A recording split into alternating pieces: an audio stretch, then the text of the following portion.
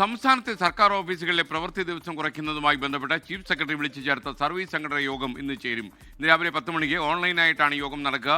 പ്രവൃത്തി ദിവസം 6 ഇപ്പോൾ നിങ്ങൾക്കറിയാം, തിങ്കൾ ടു ശനി വരെയാണ്. അത് 5 കുറയ്ക്കണം എന്നുള്ളതാണ്, മൺഡേ ടു ഫ്രൈഡേ എന്നുള്ള രീതിയിൽ. കേന്ദ്ര സർക്കാരിലൊക്കെ തന്നെ ഇപ്പോൾ തന്നെ 5 ഡേ വീക്കാണ്. അപ്പോൾ ഈ ഭരണപരിഷ്കാര കമ്മീഷനും ശമ്പള കമ്മീഷനും നേരത്തെ ശുപാർശ ചെയ്തിരുന്നു.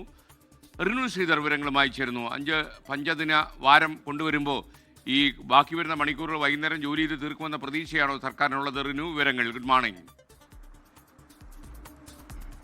Good morning SKN. സംസ്ഥാനത്ത് നിലവിൽ 6 ദിവസമാണ് പ്രവൃത്തി ദിനമായിട്ടുള്ളത്. അത് 5 ദിവസമാക്കണമെന്ന് നേരത്തെ ശമ്പള പരിഷ്കരണ കമ്മീഷനും അതുപോലെ തന്നെ വിവിധ അഭിപ്രായങ്ങളൊക്കെ തന്നെ ഉയർന്നു വന്ന സാഹചര്യത്തിൽ സർക്കാർ അതിനെക്കുറിച്ച് ചർച്ച ചെയ്യുന്നുണ്ട്.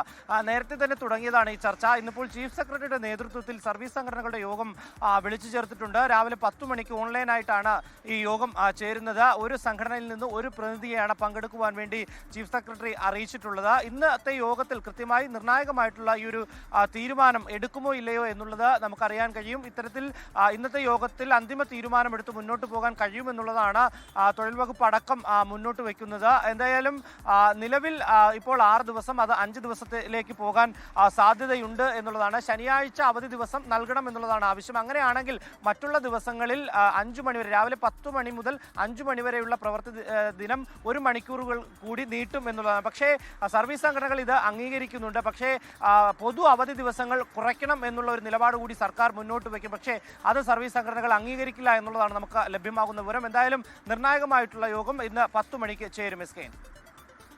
ലോകത്തെവിടെയായാലും ഏത് സമയത്തും 24 വാർത്തകളും ഓഗ്മെന്റഡ് റിയാലിറ്റി പാക്കേജുകളും എക്സ്പ്ലെയിനറുകളും വിശദമായി കാണാൻ ഞങ്ങളുടെ യൂട്യൂബ് ചാനൽ നിങ്ങൾക്ക് സബ്സ്ക്രൈബ് ചെയ്യാം.